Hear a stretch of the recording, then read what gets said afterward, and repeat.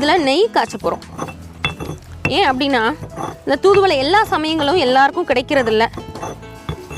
அடையாவோ துவையலாவோ செய்கிறது அப்படின்னா தினசரி இந்த தூதுவளை கிடைச்சா மட்டும்தான் அதை பண்ண முடியும்.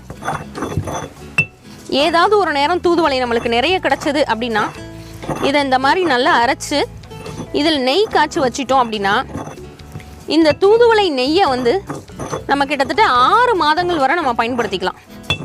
இப்போ நம்ம தூதுவளை இலைகளை நல்லா அரைச்சிட்டோம். இப்போ இந்த இலைகளை அரைச்சி அப்படி நம்ம வலிச்சு எடுத்துக்கிறோம்.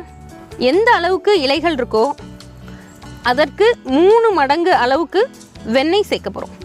அரைச்சதை எடுத்துக்கிறோம். இந்த அரைச்சது எந்த அளவுக்கு இருக்குது அப்படின்னு பார்த்தீங்கன்னா ஒரு பெரிய நெல்லிக்காய் அளவு ஒரு உருண்டை இருக்குது. இப்போது நம்ம ஸ்டவ் ஆன் பண்ணிவிட்டு இந்த அளவுக்கு 3 மடங்கு அளவுக்கு